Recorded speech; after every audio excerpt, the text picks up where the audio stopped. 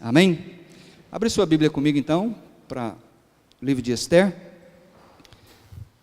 Esther, capítulo 8, nós paramos no versículo 8, vamos começar hoje no versículo 9. Esther 8, a partir do 9. Eu tenho dito para vocês que Deus é fiel. Eu ouço muitas pessoas dizerem que Deus é fiel a mim, mas na verdade Deus é fiel à sua palavra. Por isso nós precisamos ser motivados e desafiados a obedecer a palavra de Deus, porque Deus fecha a questão com sua palavra, não comigo. É a palavra de Deus que é a verdade, é a palavra de Deus que é verdadeira, e Ele fecha a questão com isso. O tema da minha mensagem hoje é o perigo da memória curta. Você tem memória curta? Se esquece facilmente das coisas que acontecem na sua vida, principalmente das bênçãos de Deus? Lembra que Deus, Ele fez uma aliança com Abraão. Quando Ele chamou Abraão, Abraão vivia lá na Mesopotâmia, onde era hoje o Iraque, a terra do ex-Saddam Hussein, e Deus o chamou e disse para ele: olha, sai da sua terra, do meio da sua parentela, dos seus amigos, e vai para uma terra que eu te mostrarei, e farei de você um grande povo, e o abençoarei, e abençoarei aqueles que te abençoarem, e amaldiçoarei aqueles que te amaldiçoarem, e por meio de você, ou da sua descendência, ou do seu descendente, apontando para Cristo, abençoarei todas as famílias da terra. Então preste atenção, quando Deus faz uma aliança com Abraão, Ele está comprometendo, não com Abraão, mas comprometendo com a sua palavra, de que vai fazer de Abraão um grande povo, e vai dar uma terra para esse povo, e vai derramar bênçãos, não só pessoalmente para Abraão e os seus descendentes, mas para que o mundo inteiro possa ter o privilégio de ouvir sobre a salvação. É por isso que João 3,16 diz que Deus amou o mundo de tal maneira. Deus enviou Jesus para que pessoas do mundo inteiro pudessem ser abençoadas, e graças a Deus que essa bênção chegou até em Uberlândia. E nós, que outrora éramos incrédulos, cegos para as coisas espirituais, fomos alcançados, porque ouvimos o chamado de Deus. Quer ter uma ideia dessa fidelidade que Deus tem com sua palavra? Quando Ele tirou Israel do Egito, e aquela multidão estava sendo encaminhada para a terra prometida, o rei de Moabe, Balaque, ficou com muito medo, e quis destruir aquele povo. Então ele foi lá na Mesopotâmia, e contratou um profeta de Araque, o nome dele era Balaão, e pagou uma alta soma de dinheiro, para que ele pudesse amaldiçoar Israel, o povo de Deus. E ele, no primeiro oráculo dele, ele abençoou o povo, e o rei Balaque ficou bravo, e falou: por que você abençoou, quando você teria que ter amaldiçoado? Eu te dei dinheiro para você amaldiçoar. Ele diz: olha, não tem jeito, esse povo aí é um povo abençoado, tem jeito de amaldiçoar eles não, porque Deus falou isso na palavra. Então ele diz esse versículo aí, olha: Deus não é homem para que minta, ou para mentir, nem filho de homem para que se, acaso ele fala e deixa de agir? Acaso promete e deixa de cumprir? Uma outra versão diz: Deus não é como os homens que mentem, não é um ser humano que muda de ideia. Quando foi que Deus prometeu e não cumpriu? Ele diz que faz, e faz mesmo. Então Deus é fiel à sua palavra, aquilo que Ele tem prometido para nós. Por isso nós estudamos e cremos nessas verdades, porque Ele vai cumprir aquilo que Ele disse. Uma outra passagem que às vezes é muito mal entendida, alguns pastores usam isso só para eles, né? Mas Deus está falando é para o povo dele, não é para os pastores. Deus está dizendo, olha, através do profeta Zacarias: pelo seu poder, o Senhor Todo-Poderoso me mandou entregar a seguinte mensagem a quem? As nações. Que mensagem é essa que Deus mandou que o seu profeta entregasse às nações? Quem toca no meu povo, toca na menina dos meus olhos. Deus está dizendo que no Velho Testamento, o seu povo Israel era muito valioso, muito precioso, Ele iria fazer de tudo para defender o seu povo. E eu creio que isso é verdade no Novo Testamento também. Nós somos o povo de Deus, e nós somos a menina dos olhos, não é o pastor ungido, é todo o povo de Deus. Somos esse povo maravilhoso porque Deus nos escolheu. Tem um ditado que diz que brasileiro tem memória curta. A gente esquece facilmente das coisas, não é verdade? E às vezes, como cristãos, nós nos esquecemos até mesmo da fidelidade de Deus. Somos ingratos, porque agimos com falta de gratidão, por tantas bênçãos que nós temos recebido. Olhe para a sua vida. Às vezes eu fico perguntando, Deus, mas por que os crentes se desviam do Senhor? Por que os crentes se afastam da comunhão da igreja? Por que os crentes faltam entusiasmo com o Senhor e com as coisas do Senhor? Por que não se valoriza nem se apoia aos programas que a igreja faz? Qual é o problema? E a única resposta que eu tenho é que nós esquecemos. Memória curta. Nós nos esquecemos das grandes bênçãos da salvação. A Bíblia diz que nós não éramos povo, que nós estávamos alheios às promessas, que nós éramos gentios, gentalha, que nós não éramos povo de Deus, estávamos destinados à perdição. Mas olha que bênção maravilhosa pela qual nós fomos alcançados, porque pela graça nós somos salvos. Então nós temos que agradecer a Deus, sermos empolgados com Deus por causa dessa grande bênção. Nós nos esquecemos às vezes da bênção do perdão dos pecados. O sangue de Jesus, seu Filho, nos purifica de todo pecado, não de alguns. Nós somos plenamente perdoados, lavados pelo sangue do Senhor Jesus. Nós nos esquecemos às vezes do privilégio que temos de ter sido feitos filhos de Deus, e por isso somos povo de Deus. E nós congregamos com a família de Deus. Quando nós saímos para abraçar uns aos outros, naquele momento do culto, isso é uma grande oportunidade da gente expressar isso. Você é meu irmão em Cristo, nós somos uma família, o mesmo povo. E nós precisamos agradecer a Deus por isso.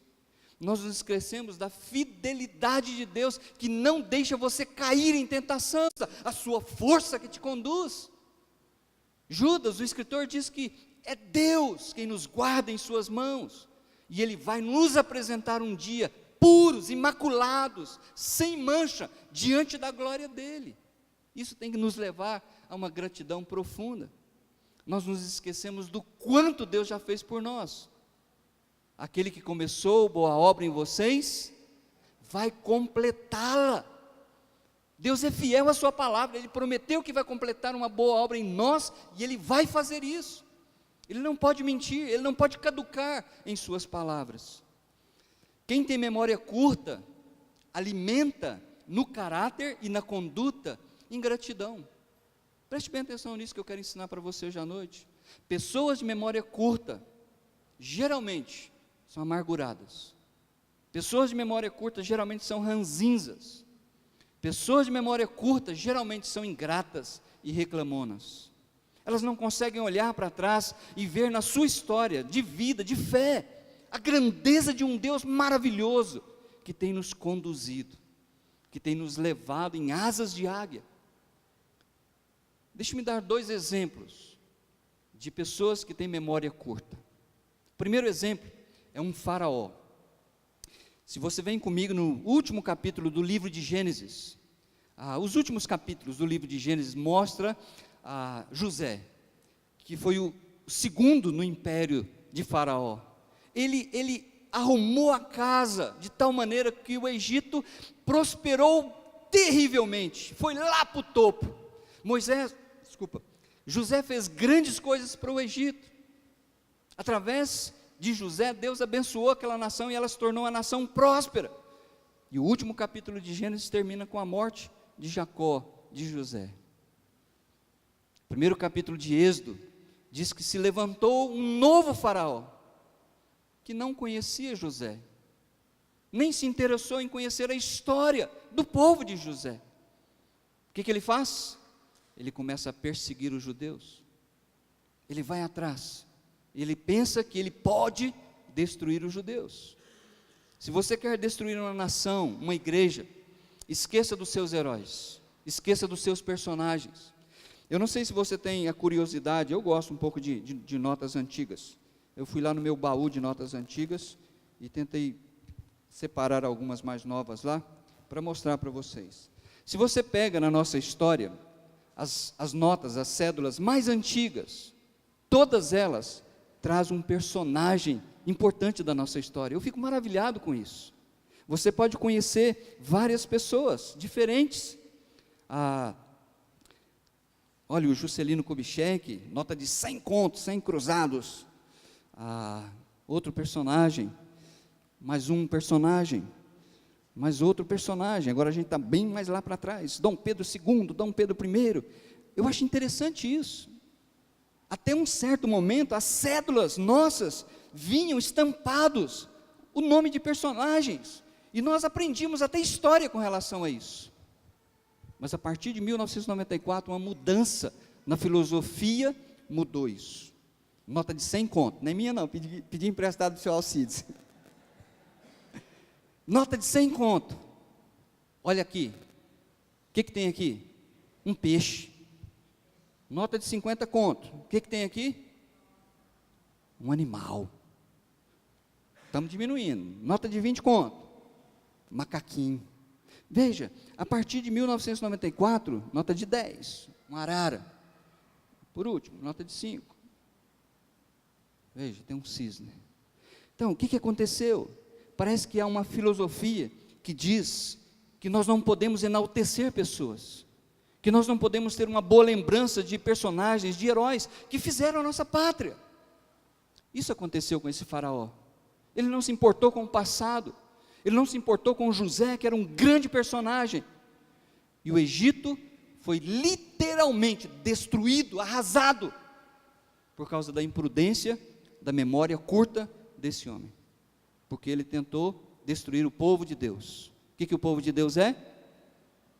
A menina dos seus olhos. Não intente destruir o povo de Deus, que o bicho pega para o seu lado.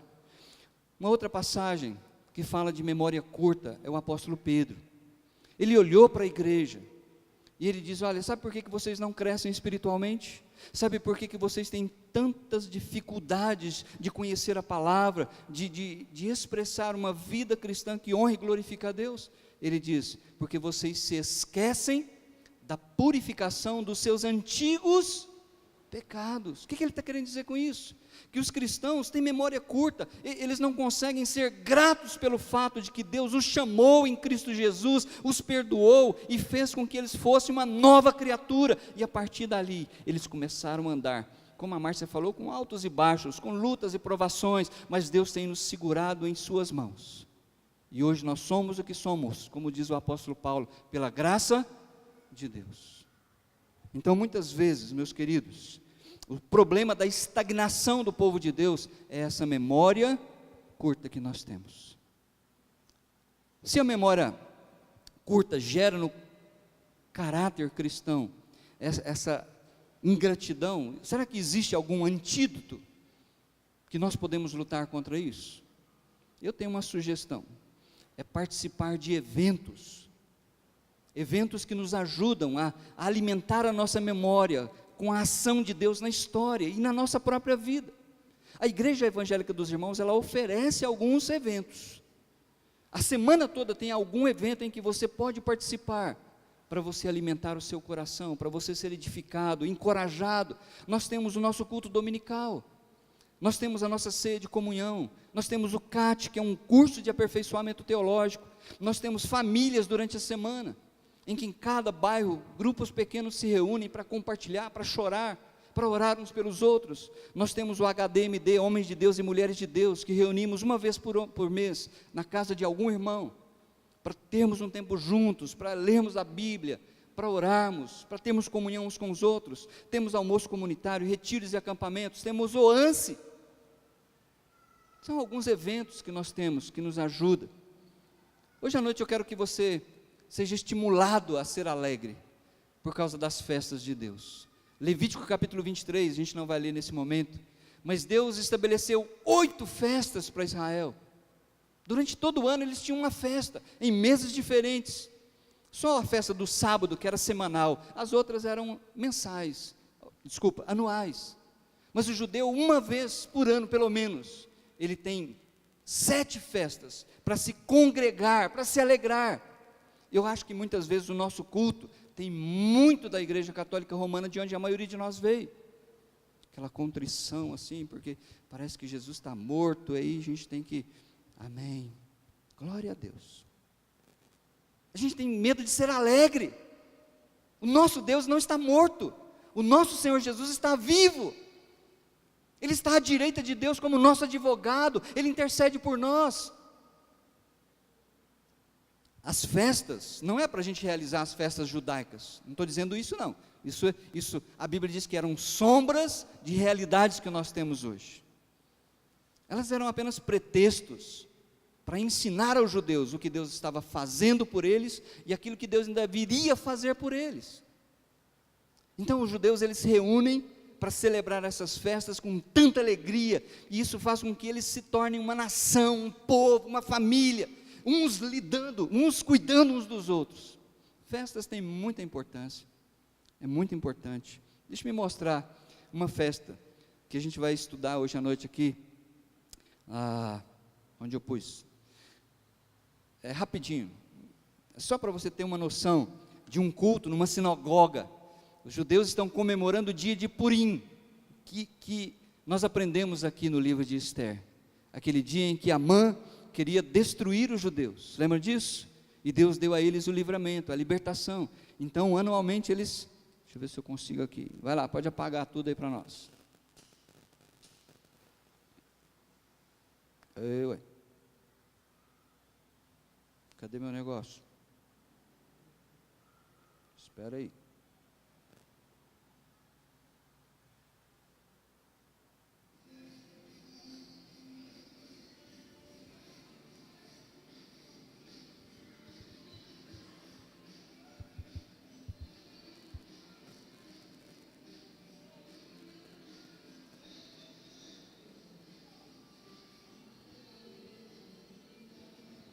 Veja, é uma festa de muita alegria para eles.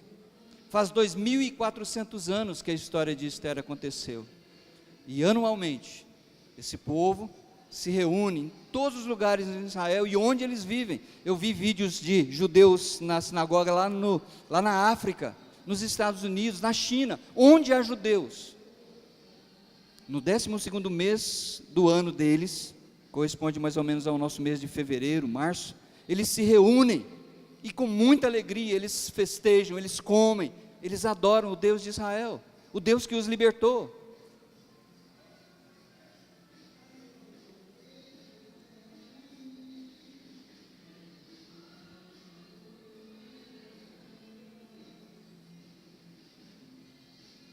Talvez você está perguntando, mas e as mulheres? As mulheres estão do outro lado, eles não dançam juntos. É mulher para um lado e homem para o outro.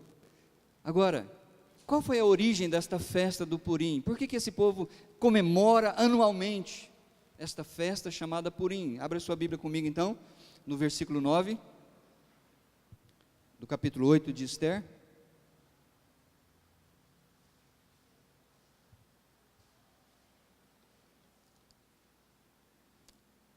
Capítulo 8, verso 8, primeiro, desculpa, 8, diz assim, olha, escrevam, estão aí comigo? Escrevam outro decreto em nome do rei. Qual foi o primeiro? O primeiro foi de Amã, para acabar com os judeus. Ele ofereceu uma soma inumerável de dinheiro para Xerxes, para encher a tesouraria dele, e diz, olha, vamos matar um povo que está espalhado aí pelo seu império, que não te obedece. O rei não pensou no povo, pensou só no dinheiro, e já decretou. Onde chegava esse decreto, havia muita tristeza. Mas agora, depois que Amã foi morto, o rei deu o seu anel de selar para Mardoqueu, e deu a autorização dele escrever um outro decreto, em nome do rei. Olha comigo nos versículos 11, a gente vai lendo não todo o versículo, mas vamos pulando aqui. O decreto do rei concedia, 8:11, o decreto do rei concedia aos judeus, de cada cidade, o direito de se reunirem e de se protegerem, de destruir, matar e aniquilar qualquer força armada de qualquer povo ou província que os ameaçasse, a eles, suas mulheres e seus filhos, e o direito de saquear os bens. Então eles ganharam o direito de se defenderem, de se protegerem. O direito à vida, o direito de autoproteção é inalienável, ninguém pode tirar esse direito de nós. E Deus na sua misericórdia, concedeu através desse outro decreto, esse direito aos judeus de se defenderem. Olha comigo, capítulo 9, verso 1 e 2. Quando chegou o dia fatídico, no 13º dia do 10º mês, o mês de Adar, entraria em vigor o decreto do rei, o primeiro. Naquele dia, os inimigos dos judeus esperavam vencê-los, mas aconteceu o contrário. Os judeus dominaram aqueles que os odiavam, reunindo-se em suas cidades, em todas as províncias do rei Xerxes, para atacar os que buscavam a sua destruição. Ninguém conseguia resistir-lhes, porque todos os povos estavam com medo deles, e todos os nobres da província, os sátrapas, os governadores e os administradores do rei apoiaram os judeus, porque o medo que tinham de Mardoqueu havia se apoderado deles. Mardoqueu, assim como José lá no passado, havia se tornado uma figura política muito importante no reino. Então veja, os judeus ganharam esse direito de se proteger, e eles se reuniam em cada cidade, em cada vila, em cada província. Agora, o que eu acho interessante é que os judeus, eles feriram os seus inimigos, mas o que é mais importante, a motivação deles não era vingança. Você precisa conhecer esse fato da história, não só passada como presente. Os judeus, eles estão lá no Oriente Médio hoje, num pedacinho de terra, cercado por árabes de todas as partes. E a mídia constantemente tenta denegrir a imagem dos judeus, dizendo que eles explodem criancinhas, que eles matam mulheres. Mas olha, o que os judeus fizeram naquele passado e continuam fazendo até hoje é se autopreservar, é se defender. Eles não atacam, eles se defendem. E eu acho interessante, se você olhar comigo no versículo 8, 9 e 8, depois que eles mataram os filhos daquele Amedata que queria destruí-los, o Amã, lá na finalzinho do versículo, diz assim, no versículo 10, os 10 filhos de Amã, filho do Amedata, o inimigo dos judeus, mas não se apossaram dos seus bens. O intuito deles não era uma vingança, não era tirar vantagem daquela situação, era apenas defendê-los, defender as suas mulheres e os seus filhos. Olha comigo no versículo 16, a mesma coisa. Enquanto isso, o restante dos judeus que viviam nas províncias do império também se ajuntaram para se protegerem e se livrarem dos seus inimigos. Eles mataram 75.000 deles, mas não se apossaram dos seus bens. Então veja bem, houve uma legislação por causa desse dia. Mardoqueu decretou que os judeus deveriam guardar isso. Olha comigo no versículo 22, 9, versículo 22, diz assim, vamos ler do 20 até o 22. Mardoqueu registrou esses acontecimentos e enviou cartas a todos os judeus de todas as províncias do rei, próximas e distantes, determinando que anualmente se comemorassem no 14º e no 15º dias do mês de Adar, pois nesses dias os judeus livraram-se dos seus inimigos. Nesse mês a sua tristeza tornou-se em alegria, e o seu pranto num dia de festa. Escreveu-lhes dizendo que comemorassem aquelas datas como dias de festa e de alegria, de troca de presentes e de oferta aos pobres. Então olha a razão pela qual eles até hoje celebram o dia de Purim, dia de livramento, dia em que a tristeza deu lugar à alegria, dia em que o pranto cedeu à festa. Gente, que figura maravilhosa da nossa libertação em Cristo, que figura maravilhosa da nossa salvação.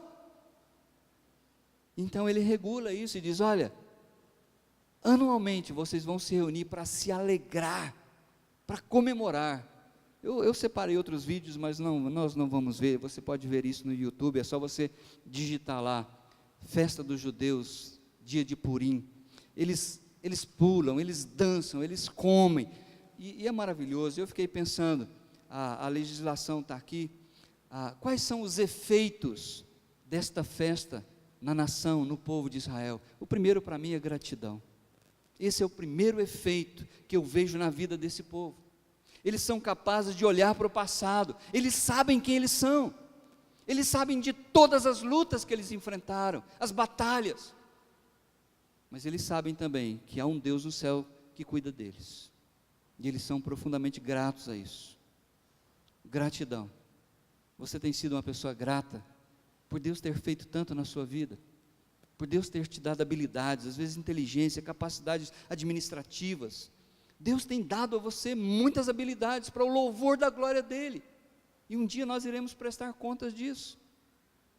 Outro efeito que eu vejo na vida de Israel é a união. A festa faz com que aquele povo se sinta um povo unido, uma unidade, um povo, uma família, uma nação. Eles são fortes, eles têm uma identidade. Por onde você for, no norte, no sul, no leste e no oeste, se você vai lá em São Paulo, você vai ver uma congregação de judeus, e eles são um povo, eles não se misturam, eles têm uma identidade, isso faz deles uma unidade perfeita. E eu vejo também que um outro efeito causado na vida dos judeus é a compaixão. Eles são muito humanos, eles se preocupam com o outro da sua espécie. Quando eles sabem que tem algum judeu que veio de algum outro lugar para a cidade deles, eles se movem para ajudar esse judeu. Eles são cheios de compaixão. Sabe por quê? Porque eles olham para a história e eles sabem o tanto que o seu povo já sofreu. Eles não têm memória curta. As festas os ajudam a trazer na memória tudo que Deus já fez e tudo que Deus ainda fará por cada um deles. Amém? Aí eu fico pensando, Titão, e aí? O que isso tudo tem a ver com nós? Se nós não vamos comemorar a festa do Purim entre nós. Eu quero fazer algumas aplicações. Primeiro, memória curta gera ingratidão. Então, meu desafio é: não permita que a sua mentalidade, a sua memória, faça você esquecer a história da sua vida, a história do seu caminhar com Cristo. Tem pessoas que foram influentes na sua vida, que o abençoaram, que o ajudaram a conhecer mais e mais da palavra. Seja uma pessoa agradecida. Não permita esquecimentos, não permita que coisas roubem você da comunhão com pessoas. Não seja ingrato. Você faz parte da história de Deus. Desde o dia em que você ouviu o chamado, você faz parte do povo de Deus e você faz parte dessa história maravilhosa. Está sendo escrito nos anais de Deus. Lembra que um dia, lá no primeiro capítulo, quando Mardoqueu descobriu aquela trama contra o rei, ele contou, foi registrado no livro do rei. Ele não foi recompensado naquele dia, nem naquela semana, nem naquele mês. Mas muito tempo depois, o rei perdeu o sono, começou a ler as crônicas do seu reino, e de repente estava lá, que um certo judeu, Mardoqueu, lembram disso? Vai chegar a hora em que as crônicas do reino vão ser lidas, e o nome do Lucas vai estar lá, e o nome do João vai estar lá, e o nome da Marinês vai estar lá, do seu Alcides vai estar lá, do Carlos Vinícius vai estar lá. A Bíblia diz que vai chegar o tempo da recompensa, vai chegar o tempo da premiação. Então fica tranquilo, Deus é fiel à sua palavra, Ele não se esquece de você. Uma segunda aplicação que eu tenho para nós, o apóstolo Paulo, escrevendo para a igreja dos Filipenses, era uma igreja que tinha um problema de relacionamento. Tinha até duas mulheres lá que não se bicavam uma com a outra, Evódia e Síntique. E Paulo, então, quando ele escreve, ele diz: olha, cada um de vocês cuide, não somente dos seus interesses, mas também dos interesses dos outros. Então, quero dizer para você, que fazer parte da igreja, significa que sua vida não está dissociada do todo. Você não é um indivíduo, não é uma ilha, você faz parte de um corpo, você está conectado uns com os outros, quer queira, quer não. Quem esteve no HDMD, na sexta-feira, lá na casa do Reinaldo, da Daniela, nós expusemos o primeiro e o segundo versículo de Judas, e Judas diz assim: olha, aos amados de quem? Do pastor. Aos amados de Deus. Deus olha para nós, o seu povo, como um povo amado. Eu não tenho outra opção a não ser olhar para esse povo e amar esse povo, porque esse povo é amado por Deus. Então você não tem uma outra opção.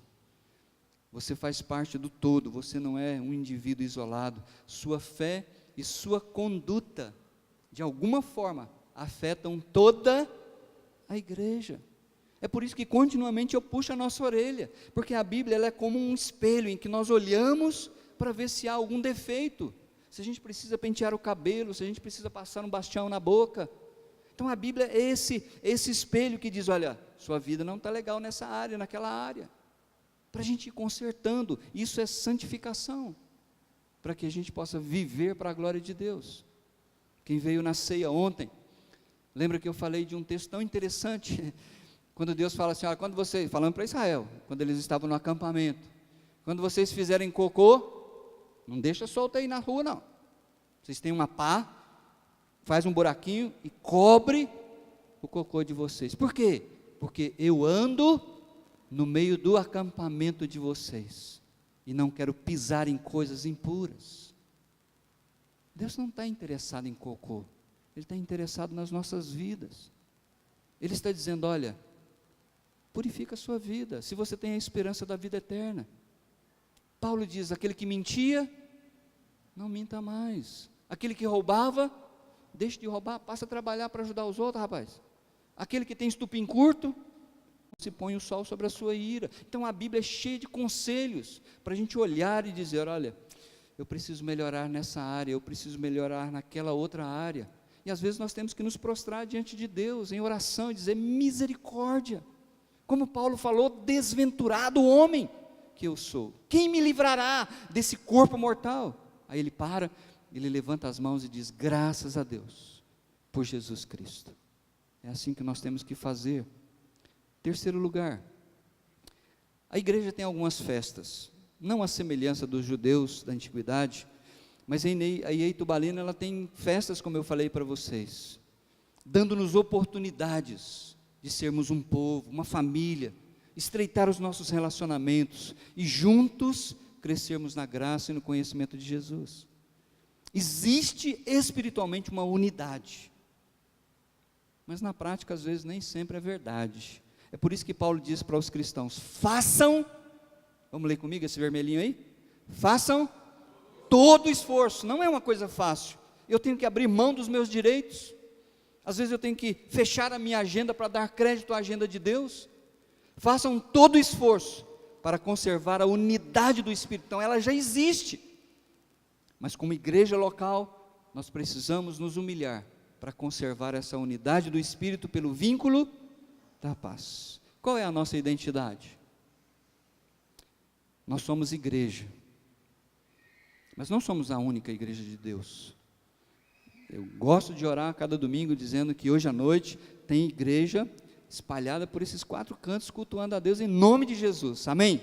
Então graças a Deus que o nosso corpo é um corpo bem grande, um dia nós vamos estar todos reunidos na presença do Senhor Jesus. Mas quando nós falamos que nós somos igreja, nós queremos trazer à nossa memória que um dia nós fomos chamados por Deus, pela sua graça e pela sua misericórdia. Nós dizemos, somos igreja evangélica. Significa que a nossa fé não está alicerçada nas visões do pastor, nos seus sonhos, no seu intelecto, mas nossa base doutrinária vem da Bíblia. Por isso nós temos um lema, a Bíblia, toda a Bíblia, nada além da Bíblia. Então evangélica significa que o fundamento da nossa fé vem deste evangelho, que o Senhor Jesus revelou para nós. Nós somos igreja evangélica dos irmãos. Isso tem que trazer ao meu coração o fato de que quando eu olho para um de vocês, seja desta igreja local ou de qualquer outra igreja, nós somos irmãos. Não existe primo na família de Deus. Somos todos irmãos. Irmãos em Cristo. Somos da mesma família, lavados pelo sangue do Senhor Jesus. A questão é, você faz parte? Você tem convicção de que Cristo é o seu Salvador, e de que Ele já perdoou os seus pecados, e que você nasceu de novo, então você faz parte da família de Deus. É importantíssimo você ter essa convicção, para que você não tenha o susto pós-morte. Aí acabou, já era. Nós não podemos ter um susto pós-morte, porque temos tido o privilégio de ouvir a palavra salvadora do Senhor Jesus. O que você pode fazer para ajudar a IEI Tubalina a ter vitórias na sua vida? Eu quero dar alguns conselhos. Primeiro, você pode orar pela igreja, você pode orar pela fé da igreja, você pode orar pela perseverança da igreja, você pode orar pela santidade, pela saúde. Existem muitos motivos pelos quais você pode dobrar o seu joelho e clamar a Deus pela vida da igreja. Em segundo lugar, você pode ser assíduo aos programas, isso mostra o seu comprometimento com esse corpo local. Em terceiro lugar, você pode contribuir regularmente, não por obrigação, não porque você vai dar 10 e Deus vai te dar 20, mas com alegria, com gratidão, pelo fato de que você pode ser um cooperador dos planos de Deus. Então você pode contribuir sim.